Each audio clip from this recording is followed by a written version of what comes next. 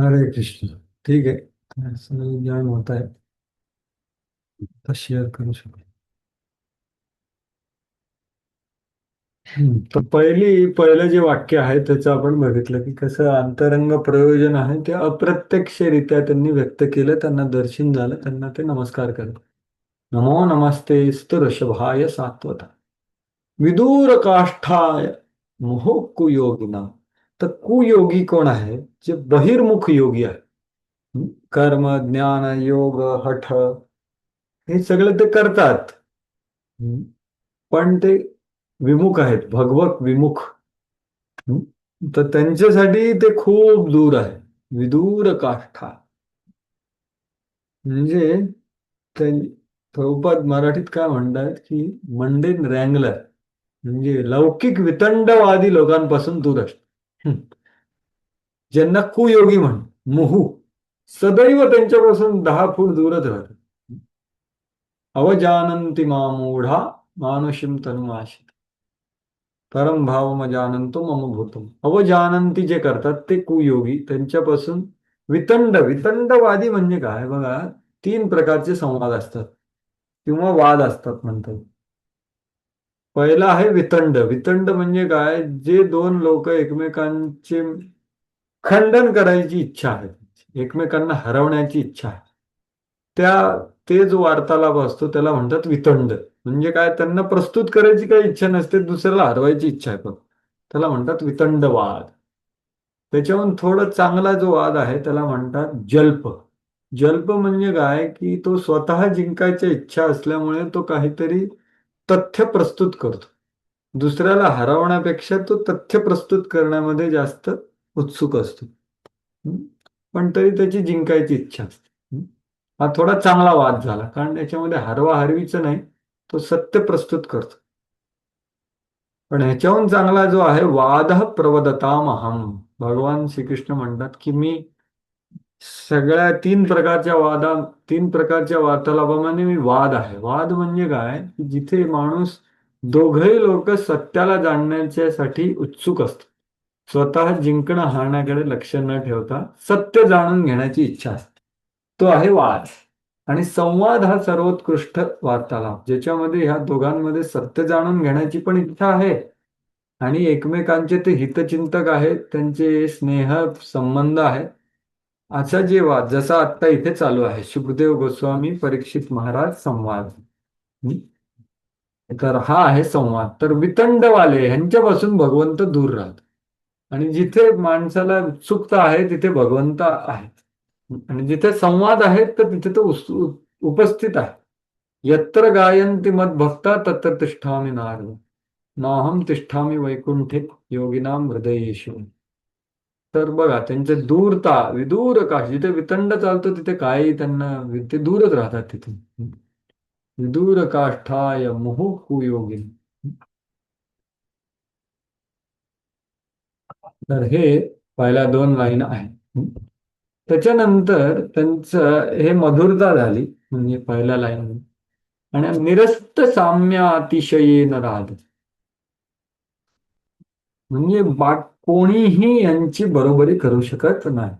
असम असमोर्ध्व, म्हणजे यांच्या समान कोणीच नाही.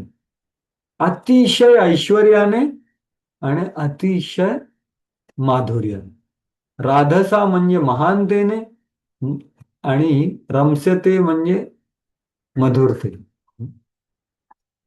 अतिशयेन निरस्त, म्हणजे त्यांचं जी ऐश्वर्य आहे त्यांची कोणीच तुलना करू शकत नाही. जसं ब्रह्मविमोहन लीलेमध्ये ब्रह्माजींनी भगवान श्री गोपालांचं ऐश्वर्य बघितलं, तेव्हा त्यांचं डोकं चक्रावून गेलं. त्याच्याहून जास्त ते द्वारकेला जेव्हा गेले आणि तिथे त्यांना विचारलं गेलं अरे कुठला ब्रह्मा, तेव्हा तो लीला झाली चैतन्य चरितामृत मध्ये.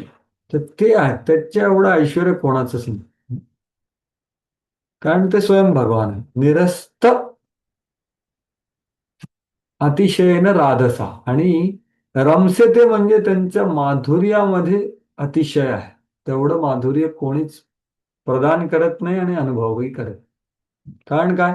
स्वधामनी ब्रह्मणी रमसेत, ते आपल्या धामामध्ये आपल्या भक्तांबरोबर प्रेम आदान प्रदान करण्यामध्ये अत्यंत उत्सुक असतात. जय राधा माधव कुंज बिहारी गोपीजन वल्लभ गिरिवर्धन. हं? यशोदानंदन व्रज जन रंजन. व्रज जन रंजन म्हणजे हेच रमस्यती. ते रंजन करतात, रंजन देतात, रंजन करतात.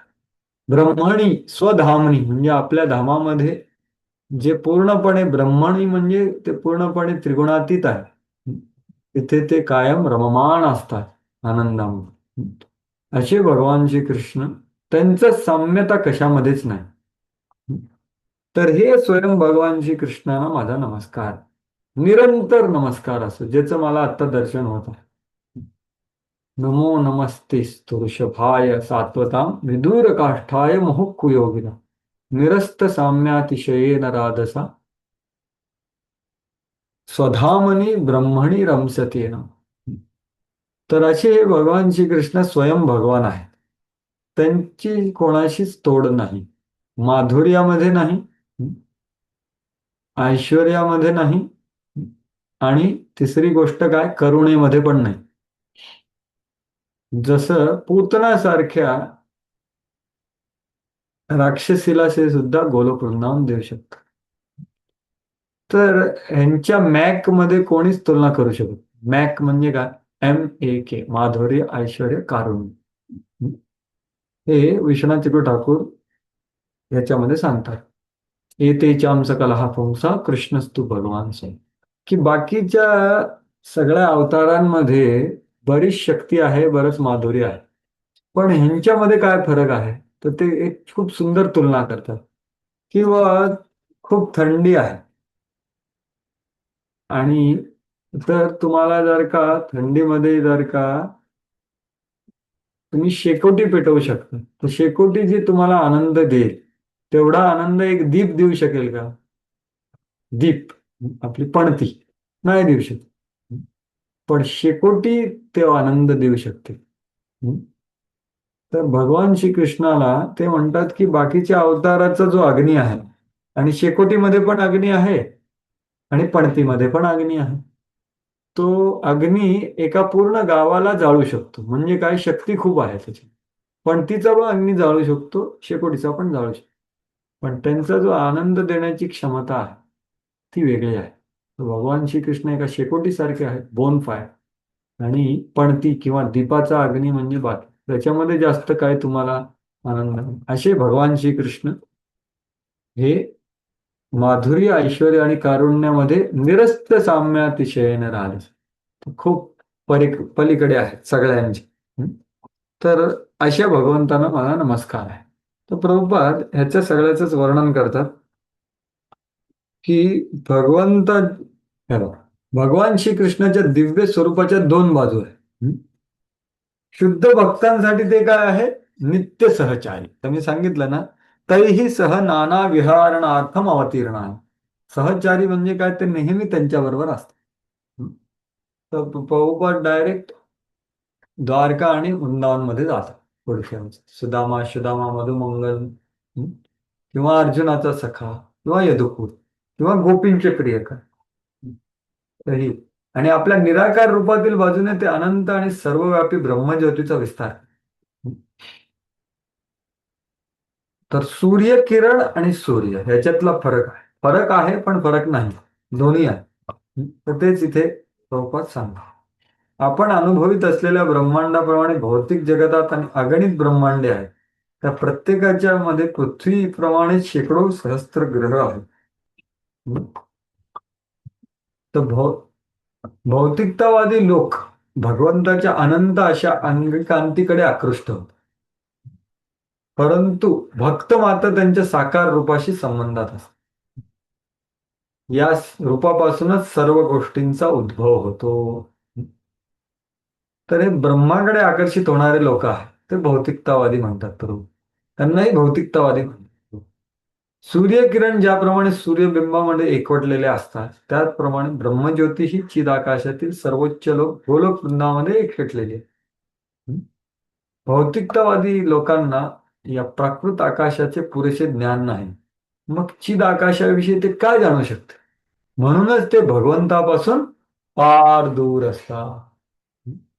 तर हे भौतिकतावादी लोक, कुयोगी लोक, विदूर काष्ठाय असं म्हणताय, ते खूप दूर असतात त्यांचे. त्यांना ब्रह्मज्योतीच कळत नाही तर मग आध्यात्मिक जगताचं काय कौतुक, त्यांना काहीच कळू शकत नाही. म्हणून त्यांच्यापासून ते दूर असतात. म्हणून भौतिकवाद्यांसाठी भगवंत आणि त्यांचे धाम हे सदैव एक कल्पना आणि रहस्यच असतं, कारण भगवंतच दूर राहतात ते. परंतु भक्तासाठी मात्र भगवंत सदैव एक सहचारा, म्हणजे बघा हा विरोधाभास बघा, की त्यांच्या सहचारांचं एकदम जवळ राहून ते आदान प्रदान करतात आणि त्याच वेळी दुर्योधन इत्यादी पासून फार दूर असतात.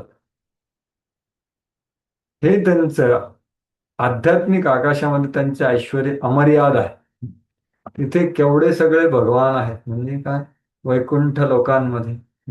पण त्याच्यामध्ये सर्वात उत्कृष्ट काय आहे, स्वधाम या शब्दात वर्णिलेला वैकुंठामध्ये अथवा सर्वोच्च अशा वृंदावनामध्ये प्रवेश. तर स्वधामनी म्हणजे वृंदावन. भगवंताचं सहचर बनण्याची पात्रता त्यांच्यामध्ये नसते. कोणामध्ये, ह्या बाकीच्यांनी.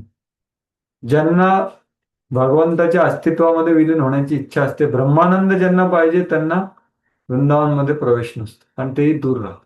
त्याचं वर्णन करतात भगवद्गीतेमध्ये. स्वधामनी रमसते नमः न तत् भासयते सूर्य इत्यादी. निराकार ब्रह्मज्योतीच्या तेजाने जो दिपून गेला आहे तो साकार रूप जाणू शकत नाही. की त्याला एवढा, जसं प्रभुपाद उदाहरण देतात ना, की तुम्ही ट्रेन जर का जवळ येत असेल अंधारामध्ये, दुरून फक्त एक दिवा दिसतो तुम्हाला. तुम्ही म्हणा हा दिवा, ट्रेन म्हणजे काय दिवा, अरे पण 2 मिनिटं थांबा, ती ट्रेन जवळ येईल, तुम्हाला दिसेल की त्याच्या मागे इंजिन पण आहे. अरे इंजिन नाही, अजून जवळ आल्यानंतर डबे आहेत त्याच्यात तुम्ही बसू शकता. ते साकार रूप जाणू शकत. तो काय, त्याच प्रार्थना येते की हिरण्मयेन पात्रेण सत्यस्या अपहितम मुखम. ईशोपनिषदामधली प्रार्थना आहे की बाबा तुमचं एवढं दैदिप्यमान तेज आहे, त्याला थोडं बाजूला करा, जेणेकरून मी तुमचं सुंदर मुखकमळाचं दर्शन करू शकतो. तर हे भगवंताचं सुंदर रूप आहे. तर तीच प्रार्थना प्रभुपाद सांगत आहे. तर अशा या 3 श्लोकांमध्ये अवतार तथ्य, अवतार तत्व आणि सर्वोत्कृष्ट स्वयं भगवान श्री कृष्ण यांचं तत्व त्यांनी प्रस्थापित करून भगवान श्री कृष्णांना आणि सर्व अवतारांना नमस्कार करतात. आता पुढचा जो श्लोक आहे तो आपल्या सगळ्यांसाठी फार महत्वाचा आहे. त्याच्या आधी आपण जी चर्चा केली त्याच्याबद्दल कोणाला काही एखादा विचार, प्रश्न, टीका, टिप्पणी असेल तर सांगू शकतो. कोणाला काय आहे, आपण जी चर्चा केली त्याच्याबद्दल? हरे कृष्ण प्रभूजी. प्रभूजी, ते जो 12वा श्लोक आहे ना, हम्म. तिच्यामध्ये जे तुम्ही सांगितलंय की समस्त अंतर्यामी म्हणजे गर्भोदक्षाई है ना, हम्म. आणि अंतर समष्टी अंतर्यामी, समष्टी हा हा समष्टी. हम्म. तर हिच्यामध्ये म्हणजे हे गर्भोदक्षाईचं वर्णन केलंय का इथे? ग्रहित शक्ती त्रयीत्राय. नाही माताजी, त्याच्यामध्ये दोन्ही अंतर्याम्यांचं, व्यष्टी अंतर्यामी आणि समष्टी अंतर्यामी दोघांचं वर्णन आहे. देही नाम काय अंतर्भवाय असं म्हटलंय ना. देही नाम म्हणजे काय, की जे देहधारी आहेत त्यांच्या अंतर्भवाय म्हणजे हृदयामध्ये. तर व्यष्टी म्हणजे काय, पिंडे, पिंडे ते ब्रह्मांडे असं आपण म्हणतो की नाही. हम्म म्हणजे तुमच्या आमच्या सगळ्यांच्या हृदयामध्ये जे आहेत ते आहेत क्षीरदक्षय विष्णू. पण तुम्ही ब्रह्माजीच्या हृदयामध्ये आहेत कोण ते विचारलं तर ते आहेत गर्भदक्षाय विष्णू. कारण ते व्यष्टी, व्यष्टी अंतर्यामी नाहीयेत, ते समष्टी अंतर्यामी. समष्टी म्हणजे काय, ब्रह्मांड. हे ब्रह्मांड पूर्ण आहे, तो देह आहे ब्रह्माचा आणि त्याचे अंतर्यामी आहेत गर्भदक्षाय विष्णू. त्याच्यामुळे व्यष्टी अंतर्यामी आणि समष्टी अंतर्यामी हे दोन्ही आहेत आणि प्रकृती अंतर्यामी आहे कर्णदक्षाय विष्णू. असं तिघांचं वर्णन आहे. गृहीत शक्ती त्रितताय, त्रितयाय ते काय आहे, की 3 गुणाद्वारा ते गुण अवतार ग्रहण करतात, ब्रह्मा, विष्णू आणि महेश. तर त्या शब्दाचा अर्थ आहे गुण अवतार. गृहीत शक्ती त्रितयाय. तुम्ही बघा, त्रितयायला प्रभुपाद काय म्हणतात, 3 गुण. तर ते गुण अवतार आहे. म्हणजे त्याच्या ते देईन अंतर्भावेच ते आहेत जे तुम्ही सांगितले, शिरोदक्षाई आणि गर्भोदक्षाई. बरोबर, एकदम बरोबर. ठीक आहे, ठीक आहे प्रभूजी, स्पष्ट. धन्यवाद. पिंडे तथा ब्रह्मांडे साहेब. ठीक. अजून कोणाचं काय आहे? हरे कृष्ण प्रभूजी, धन्यवाद हा प्रणाम. बोल. हा बोला. प्रभूजी, बऱ्याच वेळा ना असं व्यष्टी आत्मा आणि समेष्टी परमात्मा असं पण म्हणजे असा उल्लेख होतो प्रभूजी.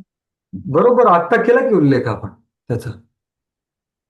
म्हणजे काय, व्यष्टी म्हणजे काय, जे व्यष्टी म्हणजे लोकल आणि समष्टी म्हणजे ग्लोबल किंवा पिंड आणि ब्रह्मांड.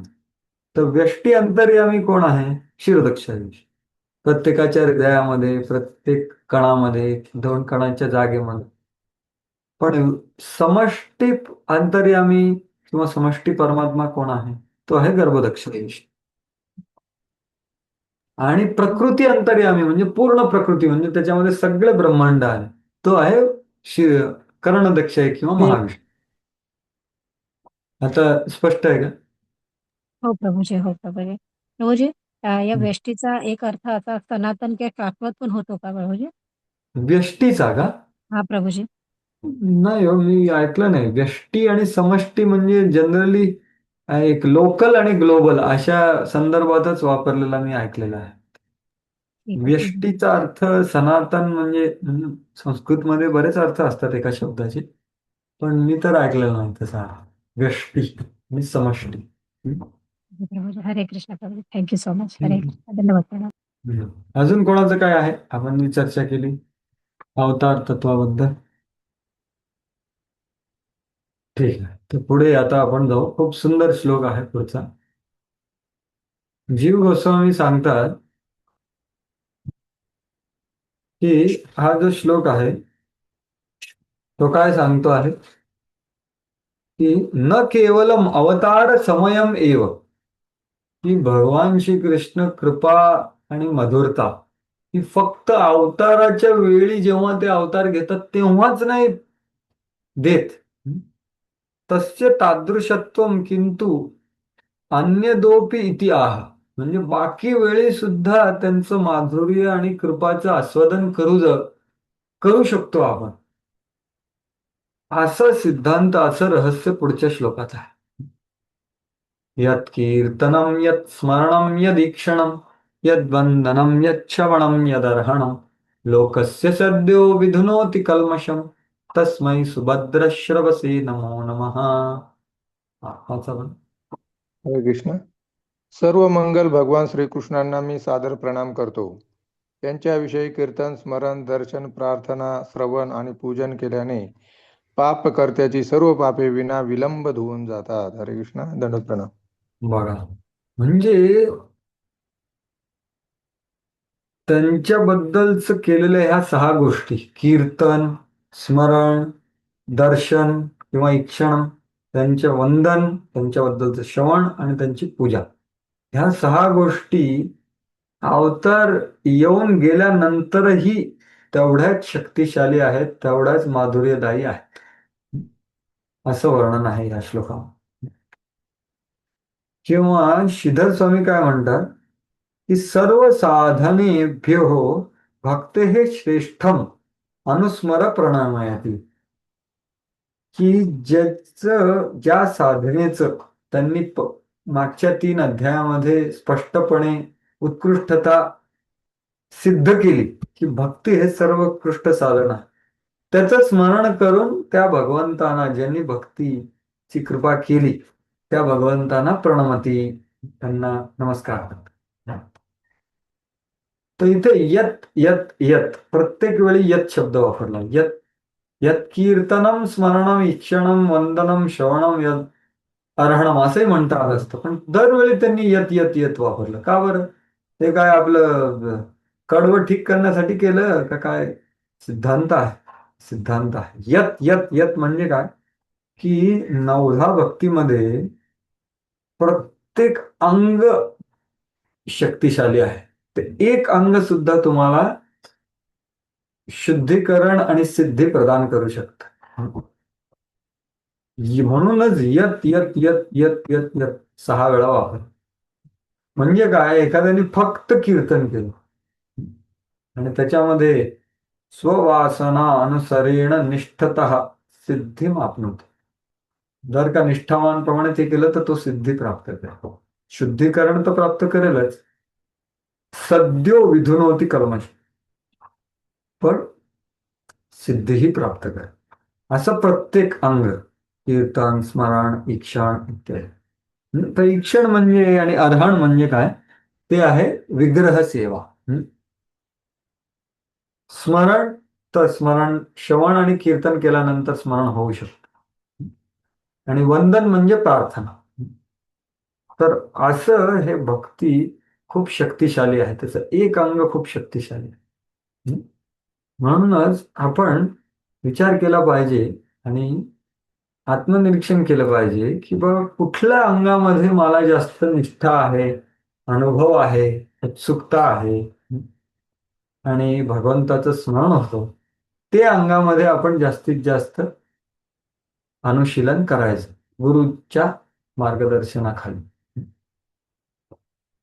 स्ववासना अनुसरेण निष्ठतः, असं रूप गोस्वामी भक्तिरसामृत सिंधूमध्ये सांगतात.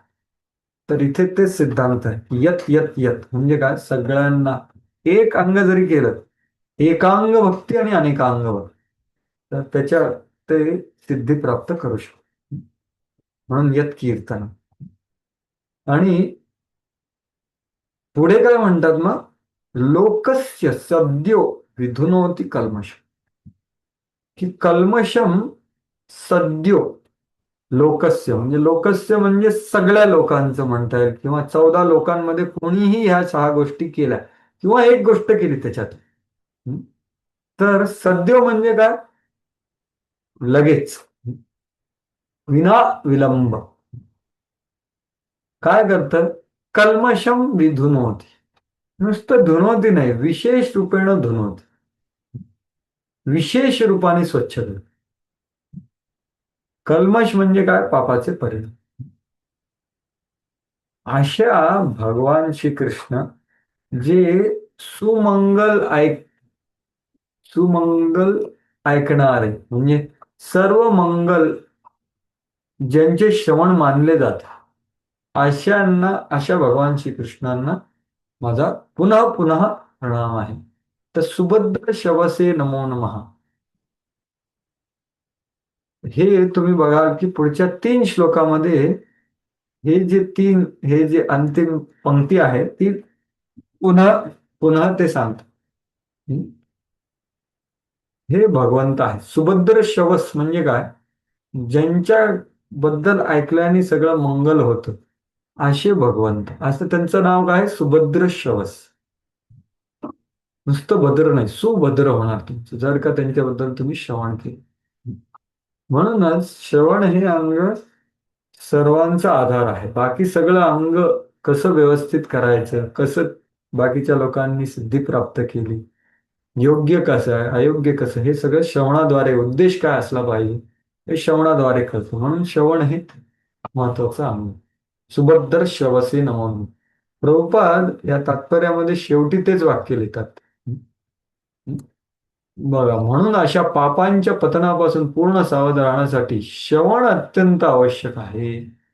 आणि श्रवण प्रक्रियेचे विशेष महत्व सांगण्यासाठी शुकदेव गोस्वामी संपूर्ण सुभाग्याचे आवाहन करतात. तस्मै सभद्र श्रवसे नमो नमः.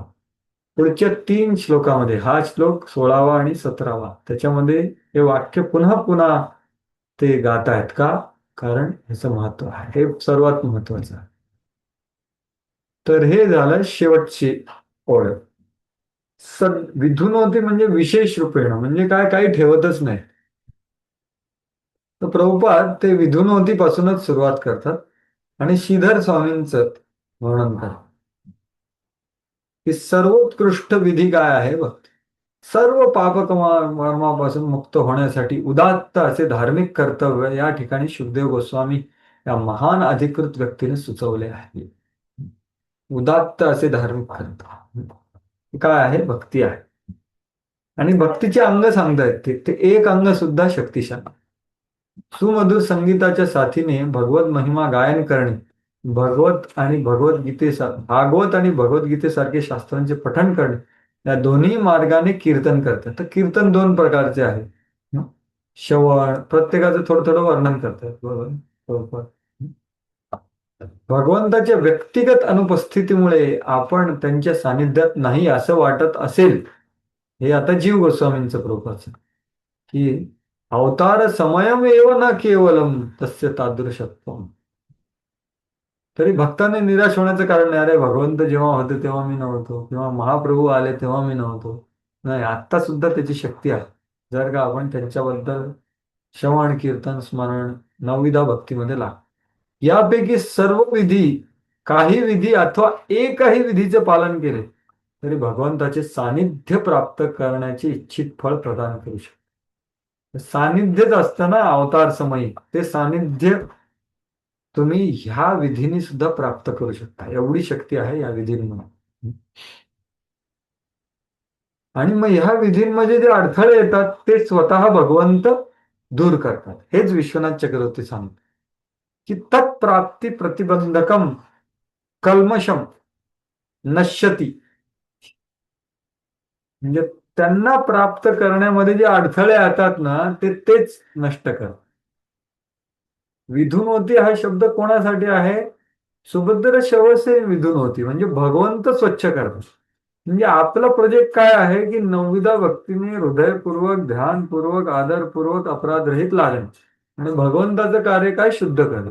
आपण शुद्ध करू शकत नाही आपल्या हृदय, भगवंत करतील. आपण आदरपूर्वक ध्यानपूर्वक अपराधरहित नवदा भक्तीमध्ये लागायचं, बास.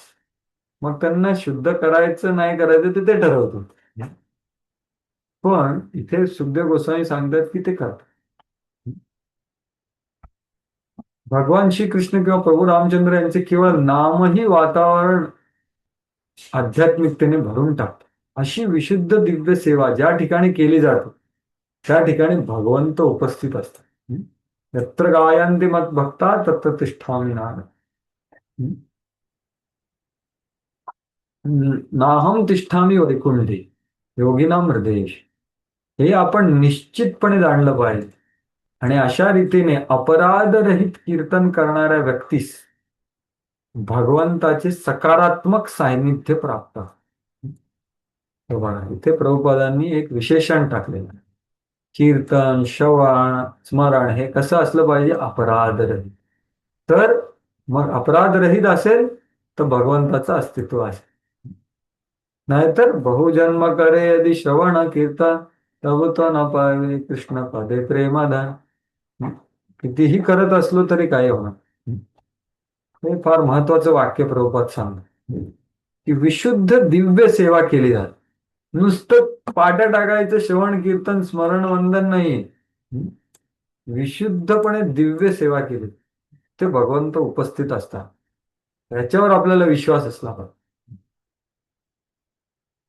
त्याचप्रमाणे स्मरण आणि प्रार्थना जर कुशल मार्गदर्शनाखाली केल्या तर कीर्तनासाठी प्रभुपादांनी सांगितलं तर स्मरण आणि प्रार्थना वंदन ते कसं केलं पाहिजे? आपण आपलं मन घडण स्मरण करायचं तसं नाही, योग्य मार्गदर्शनाखाली. कारण आपल्या स्तरानुसार आपण स्मरण करू शकतो, प्रार्थना करू शकतो, तर त्या सुद्धा आपल्याला इच्छित फळ प्रदान करू शकतो. मनुष्याने मनोमार्गाने भक्ती विधी बनवू नये.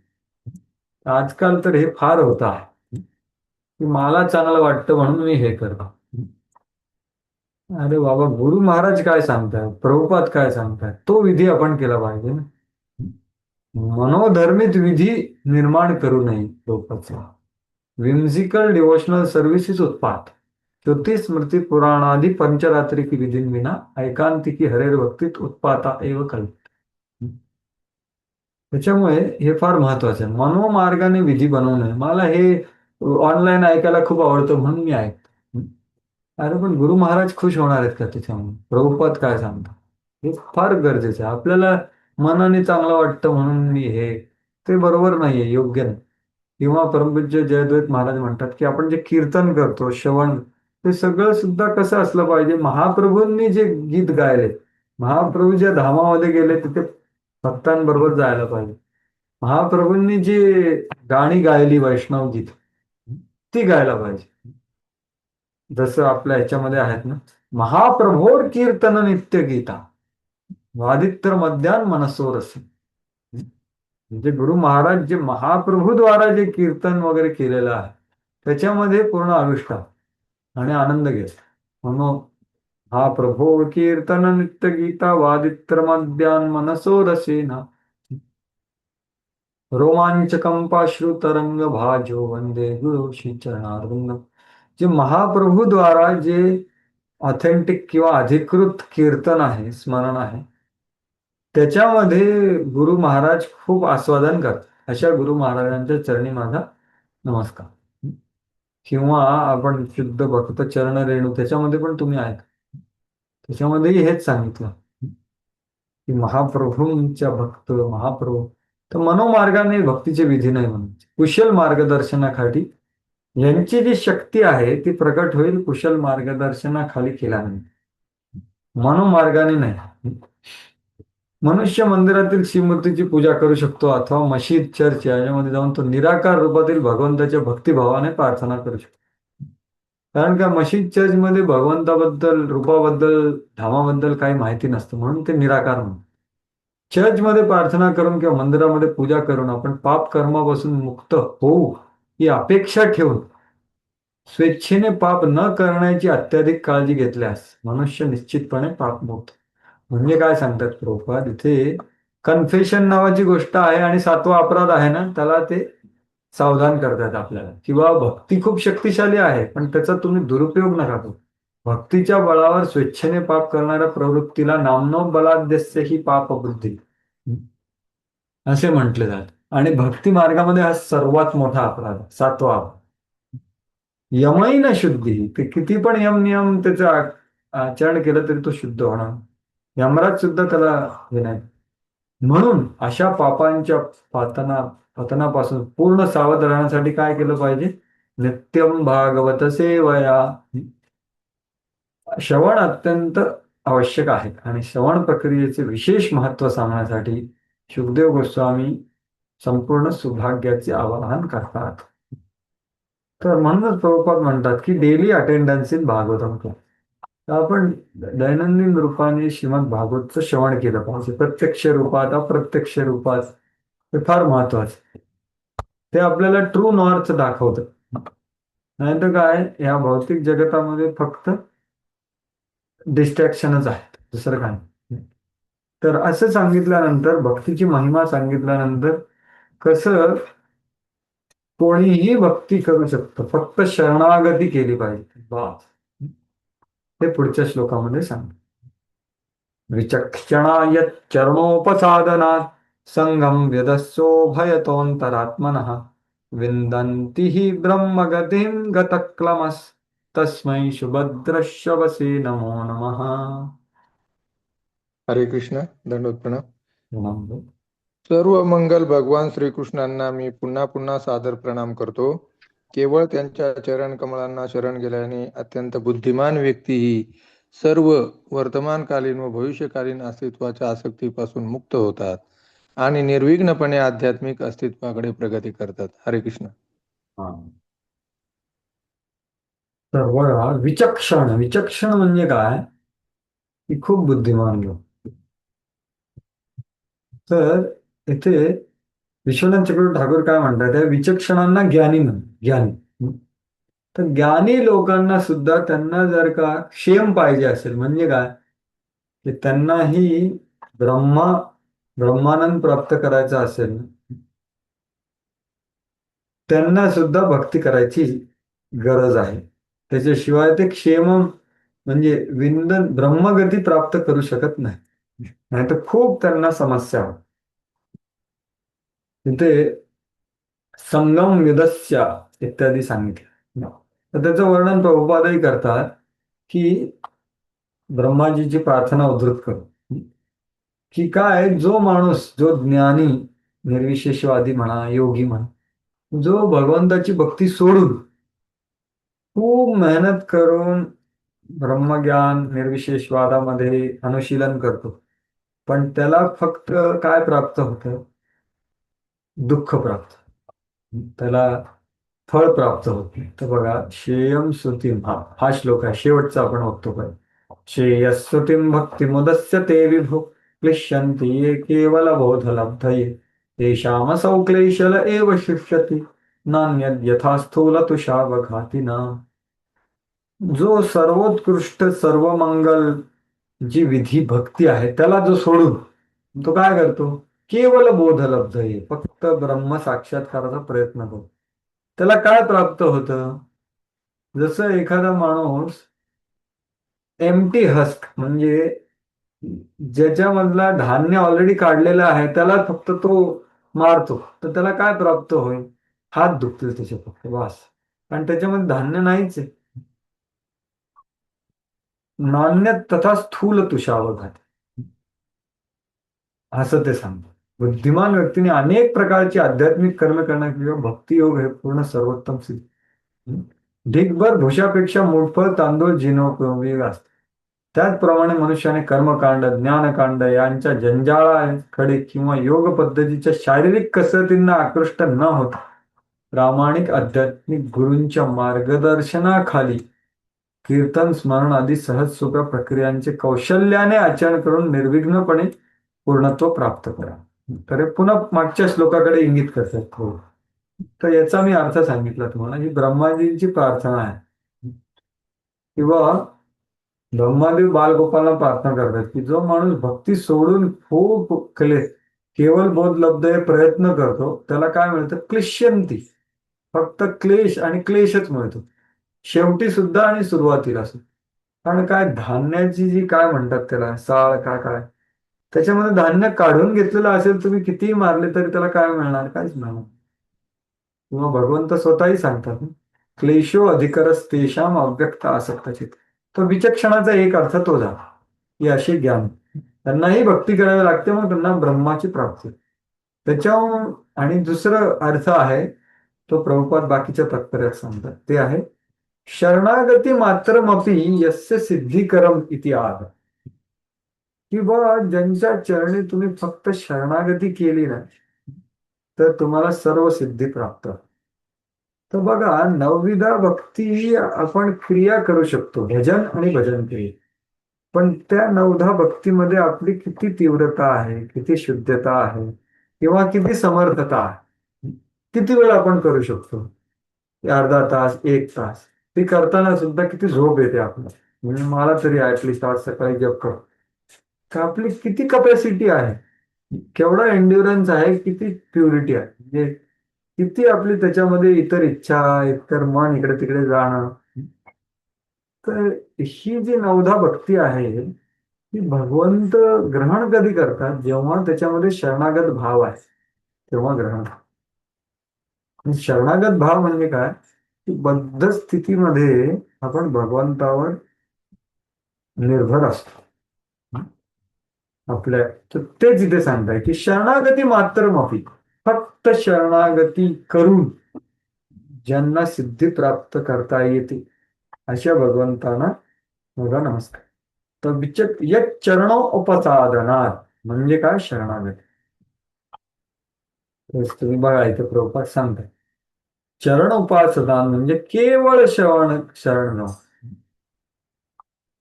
विचक्षणा यत चरणोपसादन. मग काय होतं शरणागत? संगम युधस्य उभयतः अंतरात्मा. दोन्ही प्रकारचे जे आसक्ती आहेत त्या पूर्णपणे विदस्य म्हणजे फेकल्या जातात दूर, पूर्णपणे दूर. उभयता म्हणजे काय? आत्ताच्या आणि पुढच्या किंवा ह्या आयुष्यातल्या आणि पुढच्या आयुष्यात. प्रभुपाद म्हणतात उभयतः म्हणजे काय म्हणतात ते? वर्तमान आणि भविष्यातील अस्तित्वातील ज्या आसक्ती आहेत आपल्या संगम, त्यांना विरस्य पूर्णपणे नष्ट होतात किंवा पूर्णपणे त्याग करतात जेव्हा आपण शरणागती करतो. आणि त्या कुठे असतात आसक्ती? सगळ्या आतमध्ये असतात ना, अंतरात्मना. हा म्हणजे फक्त त्यांची चरणाची संपूर्णपणे ग्रहण करून शरण जाऊन तेव्हा हे सगळं होतं. आणि मग काय प्राप्त होतं? हृदय शुद्ध होतं. विंदंती ही ब्रह्मगतीन गतक्लमस. जे गतक्लम म्हणजे काय? की जास्त परिश्रमाविना ब्रह्मगतीन विंदंती म्हणजे आध्यात्मिक स्थितीचा आनंद घेतो माणूस. विंदंती उत्तर उत्तर प्रगती करतो असं म्हणतात. गतक्लम, क्लम म्हणजे काय? निर्विघ्न, म्हणजे विघ्न न असताना, परिश्रम न असताना. अशा भगवंता ज्यांच्याबद्दल ऐकणं खूप शुभ आहे त्यांना मी पुन्हा पुन्हा नमस्कार करतो. तस्मै सुभद्र शवसे नमः. तर गतक्लम म्हणजे प्रयासरहित किंवा गतक्लम इति अन्ये तु अभजंतः शमम एव लभ्यते. म्हणजे काय? जे विचक्षण नाहीयेत, जसं मी आधी सांगितलं की ब्रह्माजीची प्रार्थना, त्या लोकांना क्लमच क्लम असणार. खूप सगळा श्रम करावा लागेल आणि त्यांना दुःख प्राप्त. पण जे भगवंत चरणोपासाधना, जे भगवंताच्या चरण कमळी शरणागत होतील त्यांना गतक्लमस, प्रयासरहित श्रमरहित. जर का ते शरणागत नाही होत आहेत तर त्यांना श्रमच मिळेल, असंही अर्थ इथे आहे उद्धृत. तर अशी ही प्रार्थना आहे, शरणागतीचं महत्व. म्हणूनच बघा तुम्ही प्रभुपाद तात्पर्यामध्ये 16व्या अध्यायाचे 3 श्लोक उद्धृत करतात. तर असे हे प्रभुपाद आहेत ते सर्व आचार्यांच्या ज्या टीका आहेत त्या सगळ्या एकत्र करून आपल्याला देत आहे. त्यांना स्पष्टपणे आपण समजलं पाहिजे. तर बघा, पहिले प्रभुपाद शरणागतीचं महत्व सांगतो. 3ही श्लोक भगवान श्रीकृष्णांनी अर्जुनाला नव्हे, त्यांच्या अनन्य भक्त होण्याची ज्या व्यक्तींची इच्छा आहे, आपल्यापैकी किती व्यक्तींची इच्छा आहे, त्या सर्वांना पुन्हा पुन्हा उपदेश दिला आहे. काय आहे? शरणागत व्हा, बास. ते परम गुह्य ज्ञान. भगवद्गीतेच्या अंतिम चरणात त्यांनी अत्यंत गुह्य असा उपदेश पुढील प्रमाणे दिला आहे. अहो, अत्यंत गुह्य उपदेश काय आहे? शरणागती. कारण हे मनमना आपण नाही करू शकत. जर का आपण सर्व धर्मान परित्यज्य मामेकम शरणम व्रज ही पहिला सोपान हे आहे. मग आपण माम नमस्कुरु, मग मद याजी, मग मद भक्तो आणि मग मनमना आणि मग मामय वैश्य. हे काय आहे? सर्व गुह्यतम, सर्वात गुह्य गोष्ट आहे. ती इथे शुकदेव गोस्वामी शरणागतीचं सांगत आहे. बुद्धिमान लोक भगवंताच्या या अंतिम उद्देशांची गांभीर्याप्रमाणे दखल घेत. किंवा मी शरणागत आहे का? शरणागत असेल तर मी मिश्र शरणागत आहे का शुद्ध आहे? आर्थ जिज्ञासू अर्थार्थी ज्ञानी हे सुद्धा शरणागत आहे, पण त्याच्यामध्ये मिश्रण आहे. शुद्ध शरणागती म्हणजे बलिभार, गजेंद्र, देवी देवता समुद्र मंथनामध्ये, किंवा सत्यव्रत मुनी, किंवा शिवजी, हे आर्थ जिज्ञासू अर्थार्थी ज्ञान. शुद्ध शरणागती आहे बली महाराज. तर परम गुह्य ज्ञान काय आहे ते सांगण्यासाठी पहिले आत्मज्ञान हे गुह्य ज्ञान आहे भगवद्गीतेवर. प्रभुपाद भगवद्गीतेमध्ये जा, अधिक प्रगत स्तर म्हणजे भगवत साक्षात्कार. त्याला 7वा आणि 8वा अध्याय जो आहे पहिल्या भगवद्गीतेचा, तो आहे गुह्यतर ज्ञान. पण त्याच्याहून पलीकडे कुठलं परम अवधी म्हणजे भगवत साक्षात्कार. जेव्हा मनुष्याला तो स्तर प्राप्त होतो तेव्हा स्वाभाविकतः स्वेच्छेने तो भगवत भक्त बनतो आणि भगवंताची दिव्य प्रेममयी सेवा करावी. अशी भक्तिपूर्ण सेवा ही भगवत प्रेमावर आधारित असून कर्मयोग, ज्ञानयोग किंवा ध्यानयोग या मार्गामध्ये सांगितलेल्या नित्य कर्मापेक्षा वेगळी आहे. शुद्ध भक्ती वेगळी आहे, त्याचं मिश्रण नसलं पाहिजे. या सगळं भगवद्गीतेमध्ये वेगवेगळ्या प्रकारच्या लोकांसाठी वेगवेगळे उपदेश आहेत. तर बघा, म्हणूनच भगवद्गीतेमध्ये कर्मयोग, ज्ञानयोग आणि भक्तियोग हे 3 दिले. पण भागवतामध्ये फक्त भक्ती, फक्त शुद्ध भक्ती आणि दुसरं काहीच नाही भागवतात. पण भगवद्गीतेमध्ये बरंच काय काय सांगितलं आहे. तसेच वर्णाश्रम, धर्म, संन्यास, धर्मयती, धर्म, इंद्रिय संयम, ज्ञान, योग, सिद्धी इत्यादीचे वर्णन आहे. परंतु म्हणजे काय, हे सगळं करायची गरज नाही. जो भगवंतावरील स्वाभाविक प्रेमामुळे त्यांना पूर्णपणे शरण जाऊन त्यांची भक्तिमय सेवा करतो, तोच वस्तुतः वेदातील सर्व ज्ञानाचे सार आत्मसात. तो कितीही अज्ञानी असेल ना, तेषाम एवानुकंपार्थम अहम अज्ञानजं तमः नाशयामि आत्मभावस्तो ज्ञानदीपेन भास्वत. भगवंत स्वतः तिचं सगळं दीप हे करतो. ही पद्धती कौशल्याने आचरणात आणणारी व्यक्तीच विना विलंब जीवनाचे पूर्णत्व प्राप्त. तर बघा, ही जी विधी आहे, ही पद्धती आहे, ती व्यवस्थितपणे जाणली पाहिजे आणि कौशल्याने आचरणात आणली पाहिजे. म्हणजे काय की ती क्रिया व्यवस्थित व्हायला पाहिजे आणि क्रियेबरोबरचा जो भाव आहे तोही व्यवस्थित असतो, तर तो विना विलंब पूर्णत्व प्राप्त होतो. त्याला ब्रह्मगतीम गतक्लमस म्हणजे विना विलंब. म्हणूनच जीव गोस्वामींनी सांगितलं आहे. हेच मी तुम्हाला सुरुवातीला त्याच प्रभुपादांनी सगळ्यांना एकत्र करून हे तात्पर्य दिले. त्याला विशुद्ध भक्ताला काही खडतड मार्गाचे आचरण न करता पूर्ण तो सहजपणे प्राप्त. विंदन्ति ते ब्रह्मगतीम गतक्लम. पूर्वीच्या श्लोकात सांगण्याप्रमाणे भक्तिमय जीवन हे कीर्तन स्मरण क्षणम इत्यादी परिपूर्ण असते, हे महत्वाचं आहे. म्हणून कोणत्याही मनुष्य वर्गामध्ये म्हणजे तो कोणीही असो, किराट गुणांध्र किंवा ब्राह्मण क्षत्रिय वैश्य शूद्र किंवा अंत्यज, जगातील कोणत्याही भागामध्ये उपलब्ध असणारे हे परमोच्च पूर्णत्व प्राप्त करण्यासाठी मनुष्याने भक्तिमय जीवनाचा मार्ग स्वीकार करणे आवश्यक. आणि भक्तिमय मार्ग स्वीकार करणं म्हणजे काय, शरणागतीने सुरुवात करणे. नाहीतर खूप कष्ट मिळतील. त्याचं वर्णन पुढच्या श्लोकात सांगितलं, जे मी आधी तुम्हाला सांगितलं. म्हणून प्रामाणिक अध्यात्मिक गुरूच्या मार्गदर्शनाखाली हे सगळं आपण करायचं आणि पूर्णत्व प्राप्त करायचं. आता 17 आणि 18व्या श्लोकांमध्ये तुम्हाला म्हटल्याप्रमाणे कसं हे, आता जो माणूस भक्ती करत नाही त्याला काय प्राप्त होत नाही असं सांगितलं. किंवा भक्तिशून्यानां सर्व साधन वैफल्यम दर्शयन इति तपस्विना, की ज्यांच्या साधनामध्ये भक्ती मार्गाची काहीही मिश्रण नाही त्यांच्या सर्व साधना विफलच होणार आहे. तपस्विनो दानपरा यशस्विनो मनस्विनो मंत्रविदः सुमंगला क्षीमं न विन्दन्ति विनाय दर्पणं तस्मै सुभद्रश्रवसे नमो नमः.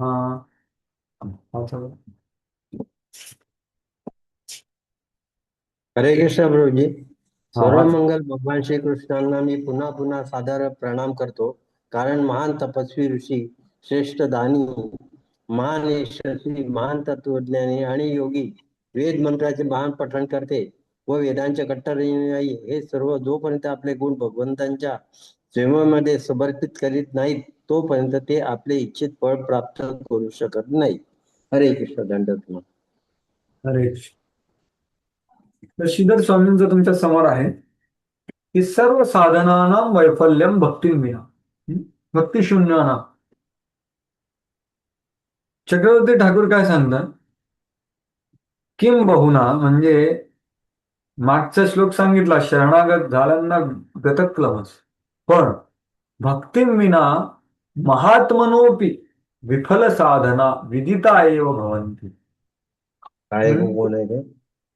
जे लोक महात्मा आहेत तर 6 प्रकारचे महात्मा इथे सांगितले. पहिल्या 2 लाईन मध्ये 6 प्रकारचे महात्मानो अपि साधना विफल म्हणजे काय, त्यांना फळ प्राप्त होणार नाही. म्हणून विगिता. विगिता म्हणजे काय, त्याचं काय केलं गेलं आहे, कंडेम्ड. म्हणजे काय, त्यांचं काय म्हणता येईल त्याला मराठीमध्ये, की त्याची निंदा केली गेली आहे. भक्ती विना कितीही तुम्ही साधना केली तरी त्याचं काही फळ मिळणार नाही, हे या श्लोकामध्ये सांगितलं. तर तपस्विना म्हणजे हे खूप मोठे विद्वान, जे ऋषी म्हणतात. दानपरा म्हणजे जे खूप मोठे दानशूर, जसं कर्ण किंवा जरासंध, हे खूप दानपरा होते. यशस्विना म्हणजे त्यांचं फार विशेष यश आहे कुठल्या तरी एका विशिष्ट फील्डमध्ये. मनस्विना म्हणजे ते खूप मोठे मुनी किंवा जे योगी आहेत, अष्ट सिद्धी प्राप्त झाले. मंत्रविदहा म्हणजे ते खूप छान कर्मकांड करणारे, सामवेद इत्यादी. मंत्रविदहा. सुमंगलहा किंवा वैदिक विधिविधानांचं काटेकोरपणे पालन करणार. तर हे 6 प्रकारचे महात्मा, तर हे सगळे आले बघा, बाकी सगळे कर्मकांड, ज्ञानकांड, उपासनाकांड, किंवा ज्ञानी गण, उपनिषद वाचणारे, वेद पठन करणारे सगळे लोक आले. हे सगळे लोक क्षेमम न विंदन्ति. मागच्या श्लोकामध्ये काय म्हटलं? ब्रह्मगती विंदन्ति. पण इथे क्षेमम न विंदन्ति, त्यांना इच्छित फळ कधीच प्राप्त होणार नाही. विना यदर्पणम, म्हणून इथे भक्ती शून्य राहून की यांची सगळी ही साधना भगवंतांना अर्पित केली पाहिजे, नाहीतर त्यांना काहीही इच्छित फळ प्राप्त होणार नाही. अशा भगवंतांना माझा नमस्कार आहे. तस्मै सुभद्र शिवसे नमो. तर ज्ञानी, कर्मी, योगी, अश्वमेध जे करतात ते, किंवा वेगवेगळे सामवेद गाण्यामध्ये खूप कुशल आहेत ते, आणि सदाचारी लोक, या सगळ्यांमध्ये जर का ते भक्ती करत नाही, त्यांचं भगवंतांना अर्पण करत नाही, तर त्यांना क्षेम प्राप्त होणार नाही, असं या श्लोकाचा अर्थ आहे. तर प्रभुपाद पण तेच विस्तार करून सांगतात. तुम्ही बघा. हा, हे पहिलं हिरवं वाचा बरोबर. अध्ययनातील प्रगती, दान धर्म, राजकीय, सामाजिक आणि धार्मिक नेतृत्व, मानसिक तर्क, योगाभ्यास, कर्मकांडातील कौशल्य आणि मनुष्यातील इतर सर्व गुण केवळ भगवंतांच्या सेवेत नियुक्त केल्यावरच पूर्णत्वाची प्राप्ती करून देण्यात सहाय्यकारक ठरतात. भगवत सेवेमध्ये नियुक्त केल्याविना हे सर्व गुण सामान्य जनांसाठी दुःखाचेच कारण बनतात. हरे कृष्ण. धन्यवाद. तर बघा, हे सगळं भगवत सेवेमध्ये नियुक्त केलं म्हणजे म्हणूनच, नाहीतर हे सगळे स्वार्थ झाले. तर स्वार्थही 2 प्रकारचा असतो, व्यक्तिगत स्वार्थ आणि विस्तारित स्वार्थ. कॉन्सन्ट्रेटेड सेल्फ ग्रॅटिफिकेशन म्हणजे मी आणि माझा देह, आणि एक्सटेंडेड सेल्फ ग्रॅटिफिकेशन म्हणजे काय, की माझं कुटुंब, माझा जात, माझी राष्ट्र, माझा देश इत्यादी. परंतु गुणारूप या दोघांमध्ये काहीच फरक नाही, कारण दोन्ही स्वार्थच आहे. चोरी ही स्वतःसाठी किंवा कुटुंबासाठी केली तर तो अपराधच होईल. एखाद्या चोराने स्वतःसाठी नव्हे तर समाज, देशहितासाठी चोरी करून आपला अपराध मान्य केला नाही, तरी तो देशातील कायदा त्याला माफ करत नाही, तरी सगळी चोरीच झाली. प्रभुपाद या सगळ्या गोष्टींना जर का भक्ती विरहित असेल तर चोरी म्हणते, कारण ते स्वार्थ आहे. फक्त एक व्यक्तिगत स्वार्थ, एक विस्तारित स्वार्थ. पण स्वार्थ मी माझ्या राष्ट्राचं का करतो? कारण मी जन्म घेतला ना इथे, म्हणून माझा समाज, मी मी मी हे सगळं इथे प्रभुपाद सुरुवातीला सांगतात. आणि हे का आहे? कारण प्रत्येक माणसाला न ते विदू स्वार्थ गतिमहि विष्णू, की त्यांना खरा स्वार्थ काय आहे हे कळत नाही, कारण भगवंताचं समजणं नाही सामान्य लोकांना, असं प्रभुपाद सांगतात. आणि मग पुढे ह्या सगळ्या कार्य काय आहे? हे सगळे समाज कार्य, दान, रुग्णालयाची उभारणी, अन्नदान, भगवंताच्या सेवेप्रत्यर्थच केलं पाहिजे. अशा सर्व कार्यांचा आणि प्रयत्नांचा हेतू हा व्यक्तिगत किंवा सामूहिक तुष्टीचा नव्हे, तर भगवंताची संतुष्टी असेल. हे सामाजिक कार्य जरी करायचं असेल तर आपण जाणलं पाहिजे की हे सगळे भगवंताचे लेकरं आहेत. तुम्ही भगवंताच्या लेकरांची मी सेवा करतो, भगवंताची मानव सेवा ही माधव सेवा नाही. माधव सेवा समजून मानव सेवा आपण जेव्हा करतो तेव्हा त्याला काहीतरी अर्थ प्राप्त होतो. म्हणूनच 9:27 प्रभुपाद सांगतात, यत् करोषि यदस्नासि यज्जुहोसि ददासि यत् तपस्यसि कौंतेय तत्कुरुष्व मदन. नास्तिक संस्कृतीचे कुशल पुढारी गण जोपर्यंत भगवत भावना भावित होत नाहीत तोपर्यंत शैक्षणिक प्रगती, आर्थिक प्रगती आदी प्रयत्नांमध्ये कोणतेही अपेक्षित फळ प्राप्त करू शकत नाहीत. बघा प्रभुपाद किती विश्वासाने बोलतायत, कारण सुखदेव गोस्वामी सांगतात कुशल पुढारीगण बरं का, पण नास्तिक संस्कृती, भगवंतांना मानत नाही. त्यांचं काही होणार नाही, काही फळ जेवढं काय करतील त्याचं उलट होणार आहे. बस बस नाही. खूप चांगली शिक्षण पद्धती पण हिप्पी निर्माण होते त्याचं, लोकात सांगतो. हं? शैक्षणिक पद्धती तर सर्वात पहिले बदलली पाहिजे. म्हणूनच प्रभुपादांना गुरुकुल वगैरे पाहिजे होतं. बरोबर. नाहीतर काय, आपण आपल्या मुलांना कुठे पाठवतोय, आध्यात्मिक कत्तलखान्यामध्ये पाठवतो. मग षंड अमरकाच्या शाळेत जाऊन ते प्रल्हादासारखे कसे बनतो? अवघड आहे. पण प्रल्हाद एवढं त्यांच्याकडे नाहीये ना. आणि भगवत भावना भावित होण्यासाठी भगवद्गीता आणि भागवत सारख्या शास्त्रांमध्ये वर्णन केलेल्या सर्व मंगलमय भगवंताविषयी श्रवण करणे आवश्यक आहे. तर हे सगळं करण्यासाठी ह्या सगळ्या पुढाऱ्यांनी आणि सगळ्या भक्तांनी काय केलं पाहिजे? गीता भागवताचं श्रवण केलं पाहिजे. ते आवश्यक आहे. तर आपण भगवंताबद्दल जाणू आणि मग भगवंता म्हणजे ह्या सगळ्या क्रिया भगवंतांना अनुषंगाने करू. नाहीतर ह्या सगळ्या काय झाल्या? सोयीसारख्याच झाल्या.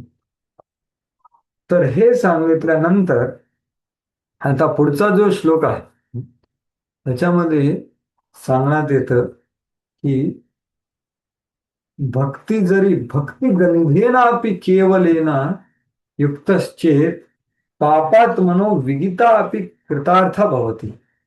म्हणजे पापात मनो, आता महात्मनो साधना विफला विगिता भवति. म्हणजे 6 प्रकारच्या महात्म्यांची सर्व साधना विफळ होते आणि त्याला निंदा केली जाते भक्ती विना.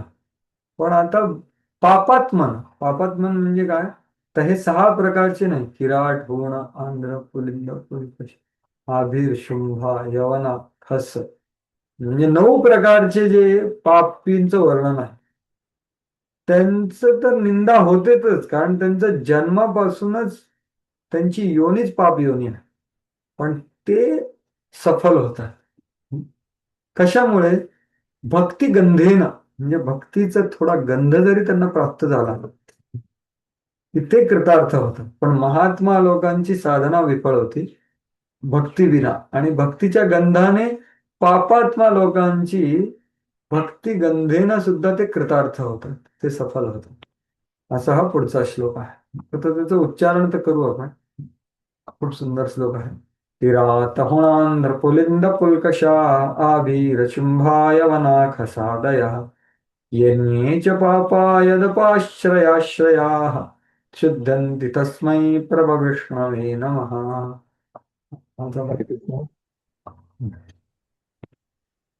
किरात, हूण, आंध्र, पुलित, पुलष्क, आभीर, शुंभ, यवन, खसवंशीय आणि पापकर्मामध्ये निमग्न असलेले अन्य सर्वच भगवत भक्तांचा आश्रय घेऊन शुद्ध होऊ शकतात, कारण भगवंत सर्व शक्तिमान आहेत. अशा त्या भगवंतांना मी सादर प्रणाम करतो. हरे कृष्ण. धन्यवाद. तर बघा, भक्तीची शक्ती इथे सांगितली. तर या श्लोकाच्या वर्णनात मी तुम्हाला सांगत होतो की सुखदेव गोस्वामी जेव्हा प्रभुपादांनी प्रचार केला ना, तेव्हा सुखदेव गोस्वामी खूप खुश झाले. किंवा मी हा जो श्लोक सांगितला होता ना, त्याचं मला उदाहरण मिळालं आहे. प्रभुपाद त्यांनी या सगळ्या प्रकारच्या पूर्ण जगभरामधल्या लोक आहेत, पूर्ण तात्पर्य, खूप मोठं तात्पर्य आहे. तर पहिल्या पार्टमध्ये ते हेच सांगतात की किराट कुठले आहेत, आंध्र कुठले, हूण कुठले, हे सगळं, हा सगळा कोणी प्रचार केला? प्रभुपादांनी, किंवा कुठलाही नारद मुनींनी पण केला, कुठलाही माणूस. तर इथला सिद्धांत काय आहे की म्हणजे हे सगळे झाले 9 प्रकारचे पापात्मा. किराट, हूण, आंध्र, पुलिंद, पुलकश, आभीर, शुंभ, यवन, खस आणि आदया, म्हणजे अजून कोणी असतील तर हे सगळे पापा म्हणजे पाप कर्मात निमग्न असणारे लोक. यदपाश्रयाश्रया, हा शब्द फार महत्वाचा आहे की ज्यांनी कोणाचा आश्रय घेतला आहे. यदप आश्रय आश्रया, म्हणजे ज्यांनी भगवान श्रीकृष्णाच्या चरणाचा आश्रय घेतला आहे त्यांचा ज्यांनी आश्रय घेतला, म्हणजे प्रभुपादांचा किंवा भगवंताच्या भक्ताचा. हं? तर असे लोक भगवंताकडे डायरेक्ट प्रस्तुत होऊ शकत नाही, पण त्यांच्या भक्ताकडे जरूर आश्रय घेऊ शकतात. यदपाश्रयाश्रया म्हणजे काय, की ज्यांनी भगवंताच्या चरणाचा आश्रय घेतला, यदपाश्रय त्याचा अर्थ त्याचा आश्रय घेणार. तर हे सगळे किराट नाही, जे यदपाश्रयाश्रया आहेत त्यांना पण भगवंत शुद्धंती तस्मै, जेव्हा ते असे शुद्ध भक्ताची संपूर्ण शरणागती ग्रहण करतात त्यांनाही भगवंत शुद्ध करतात. असे सर्व शक्तिशाली भगवान श्रीकृष्ण, त्यांना माझा नमस्कार. की अरे हे पाप शुद्ध करणं खूप अवघड आहे बाबा. स्वभाव विजयम शौर्य. आपले संस्कार पापमयी असतात, तर हे दूर करणं फार अवघड आहे. पण हे कसं शक्य आहे? भगवान श्रीकृष्णाच्या कृपेने. प्रभू विष्णवे, हे सर्व शक्तिमान, त्यांना मी सादर प्रणाम करतो. तर असं हे आहे. तर पहिल्या पार्ट मध्ये ते हेच सांगतायत की किराट हे आहे, हे भारतवर्ष, जुन्या भारतवर्षामधले आहेत. ते वेगवेगळ्या हे आहेत बा. बिहार आणि छोटा नागपूर असं म्हणतात. हा एक मत आहे. आणि हूण काय आहे, जर्मनी आणि रशिया. आंध्र म्हणजे भीष्म पर्वत उल्लेख, दक्षिण भारतातला एक प्रांत आत्ताही आहे. पुलिंद म्हणजे हे कुठलं आहे, भीमसेन सहदेवने पुलिंद जिंकलं. ग्रीक ग्रीक मनपर्वात उल्लेख आहे की या अवैदिक वंशाचे लोक रजगावर राज्य करतील. ग्रीक क्षत्रिय राजे होते, इथले राजे तिकडे गेले. नंतर ब्राह्मण संस्कृतीचा त्याग केल्यामुळे त्यांचा उल्लेख म्लेच्छ असा करणार. मुस्लिम संस्कृतीचे अनुयायी नसलेल्या व्यक्तींना काफिर असं म्हणतात. ख्रिश्चन संस्कृतीचे अनुयायी नसलेल्या व्यक्तींना हिडन्स असं. तर असं ते सांगतात. मग आभीर आहे. तर आभीर म्हणजे हे सिंध सिंध सरस्वती आणि सिंध एरियामध्ये राहणारे, अरेबी समुद्राच्या वरचे, ते आहे आभीर. मार्कंडेय मुनींप्रमाणे ते कुठल्या एरियाचे आहे. मोहम्मद घौरी वगैरे हे सगळे आभीर असं त्यांचं म्हणणं. शुंभ किंवा कंक हे काय आहे, काय कंक हे एक कुठल्या पाठविधामध्ये श्रीधर स्वामींचं तुम्ही वाचलं तर तिथे काय आहे, किराट होणांध्र पुलिंद पुलकशा आभीर कंका यवना खसा, असं कंक म्हणून कंक. तर हे दोघंही काय आहे, ते महाभारतामध्ये सांगितलेला कंक राजा आहे. कंक ते प्रदेश आहे तिथे. यवन तर यवन ययातीच्या एका मुलाचं नाव होतं आणि तुर्कस्तानचा प्रदेश यवन. ते क्षत्रिय होत, परंतु ब्राह्मण संस्कृतात त्याग केल्यामुळे म्लेच्छ यवन झाले. काल यवन पण होता की नाही. आणि खस, खस म्हणजे हे आहे जपानी, चीनी, मंगोलियन, चीनी आणि ज्यांच्या इथे वाढ नसेल, तर हे सगळे लोक जर का शुद्ध भक्ताचा आश्रय घेतात घेतात तर त्यांचं पण शुद्धीकरण होत, असं इथे नमस्कार करून ते सांगत आहे. तर इथे पुढचा एकच पॅरेग्राफ बघू आणि मग विराम देऊ. ऑलरेडी 5 वाजून गेले. वर उल्लेखलेली विविध नावे जगातल्या निरनिराळ्या देशांची नावे आहेत. भगवत भक्तांचा आश्रय घेतल्याने पाप कर्मामध्ये सतत मग्न असणारे लोक सुद्धा परिपूर्ण मानवाच्या पातळीवर उन्नत होऊ शकतात. तर प्रभुपाद इथे येशू ख्रिस्त आणि मोहम्मद यांनाही भगवंताचे प्रतिनिधी स्पष्टपणे म्हणतात. बरं, येशू ख्रिस्त व मोहम्मद या दोन महान व शक्तिशाली भगवत भक्तांनी भगवंताच्या व्यतीने या भूतावर अनमोल सेवा केली. बघा, त्यांचं गुणगान करतात प्रभू. आणि त्यांना काय म्हणतात, two powerful devotees of Lord. भक्त आहेत त्यांनी, खूप त्यांच्या स्तरानुसार त्यांनी प्रचार केला. त्यांच्या नाही, त्यांच्या जे ऑडियन्स आहेत हे तर भगवत प्रेमी होते. म्हणून शुकदेव गोस्वामींच्या सांगण्यावरून असं दिसतंय की जगाच्या सध्याच्या नास्तिक संस्कृतीचं संचलन करण्यापेक्षा जगातील घडामोडीचे नेतृत्व जर भगवन भक्ताच्या हाती दिले तर सर्व शक्तिमान भगवंताच्या कृपेने सर्व लोकांचे हृदय परिवर्तन होऊ शकते. बघा काय शक्तिशाली हे आहे. प्रभुपाद हे खूप ठिकाणी लिहितात की फक्त काही पर्सेंट लीडर लोकांना जर का आपण भगवत भक्तीच्या रस्त्यावर लावलं ना तर सगळं जग बदलू शकतं. एवढं शक्ती आहे या भागवताच्या ह्याच्यामध्ये. तर सगळ्यांचे हृदय नास्तिक संस्कृतीचं संचलन करण्यापेक्षा म्हणजे काय, हे असं नास्तिक संस्कृती चालवण्यापेक्षा काय केलं पाहिजे, भक्तांना नेतं बनवून सगळ्यांचं हृदय परिवर्तन होऊ शकतं. हे शुकदेव गोस्वामी सांगतायत, प्रभुपादांनी करून दाखवलं. हे दुसरा स्कंद ते लिहितायत म्हणजे जस्ट त्यांनी सुरुवात केलेली आहे 1967-68 मध्ये. तेव्हा यांनी सुरुवात केली हे करायची, एवढा त्यांचा विश्वास आहे बघ. म्हणूनच इस्कॉन आहे. लोकांना भगवत भक्त बनवण्यासाठीच आंतरराष्ट्रीय कृष्ण भावनामृत संघ ही जागतिक संस्था अगोदर स्थापण्यात आली आहे. कारण समाजामध्ये मलिन मन शुद्ध करण्यासाठी भगवत भक्तच योग्य व्यक्ती आहेत. विशुद्ध भगवत भक्तांना राजकीय नेतृत्वामध्ये व राजकारणी गुंतागुंतीमध्ये रुची नसल्यामुळे जगातील राजकारणातील लोक आपल्या पदांवर स्थित राहू शकतात. तर प्रभुपाद सांगतायत की अरे तुम्ही तुमच्या खुर्चीला घाबरू नका. जे विशुद्ध भक्त आहे ना त्यांना खुर्चीमध्ये इंटरेस्ट नाहीये, काही सेवेमध्ये इंटरेस्ट आहे, शुद्धीकरणात इंटरेस्ट आहे, समाजसेवेमध्ये इंटरेस्ट आहे वास्तविक. तर तुम्ही तुमच्या खुर्चीची काळजी करू नका, तुम्हाला तिथेच ठेवेल, फक्त तुम्ही यांच्याकडून मार्गदर्शन घ्या तर व्यवस्थित कार्य होईल. असं प्रभुपाद सांगतात. राजकीय प्रचारामुळे सामान्य लोकांची दिशाभूल होणार नाही आणि अटल विनाशकारी संस्कृतीच्या अनुकरणामुळे बहुमूल्य मनुष्याच्या जीवनाचा नाश होणार नाही.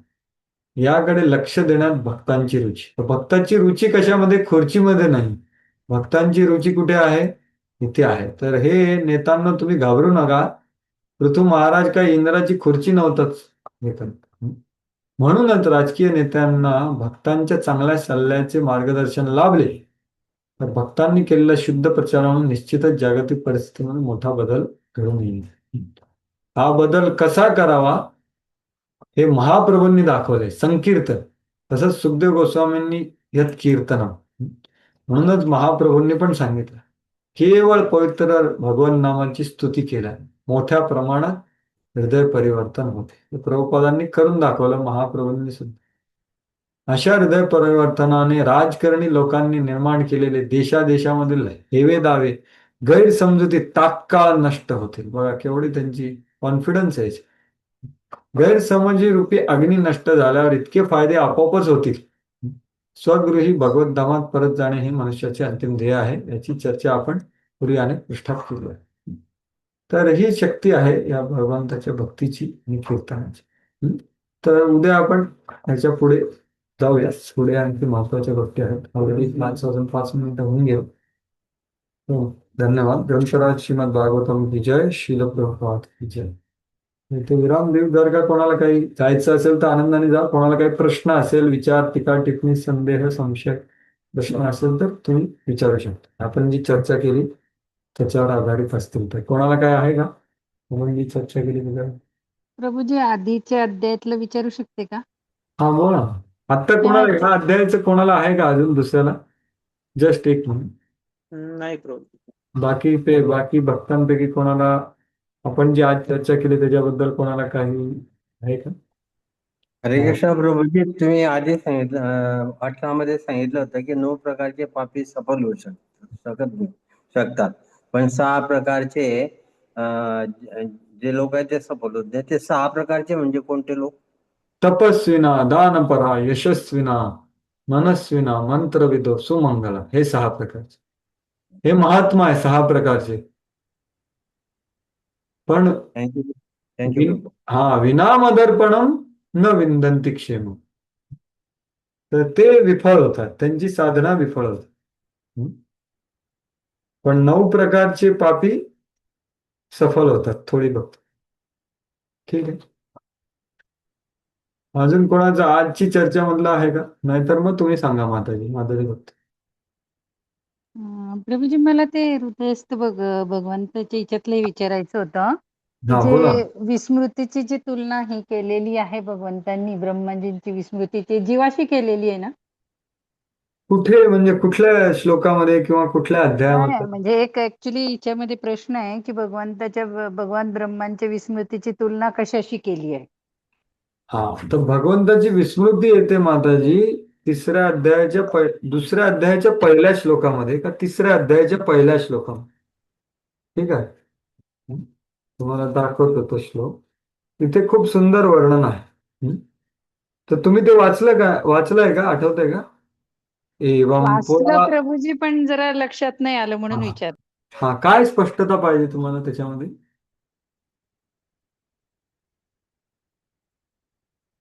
म्हणजे मग ब्रह्माजी कसे रात्री झोपले ना की दुसऱ्या दिवशी सकाळी त्यांचं कार्य कधी कधी विसरून जातात. त्यांना 3 लोकांची निर्मिती करायची. तर त्यांनी काय केलं मग विराट रूपावर धारणा केली आणि त्यांना ती सगळी स्मृती प्राप्त झाली.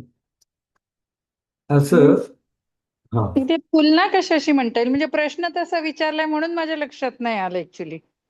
मग प्रश्न म्हणजे इथे काय प्रभुपाद काय सांगतायत की असं जीवात्मा पण असाच भगवंताला विसरतो किंवा सेवा काही काय प्रश्न एक्झॅक्टली सांगा ना.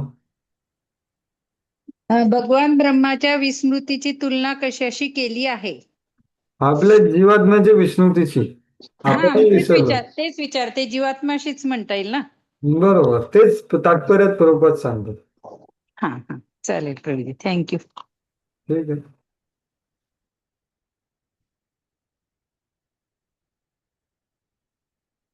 इथे सांगितलं ना the condition soul even in the position of Brahma forgets this by influence of इल्युजरियम.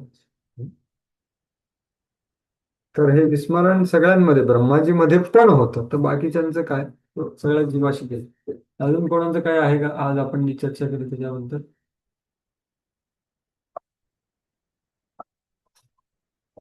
ठीक आहे मग उद्या आपण या प्रार्थना आणि हा अध्याय पण पूर्ण करू आणि आपलं हे संपू. मग तुम्ही अजून पुढे आहेत. हरे कृष्ण. धनराज श्रीमद भागवतम की जय. श्रील प्रभुपाद की जय. सुखदेव गोस्वामी की जय. Thank you very much.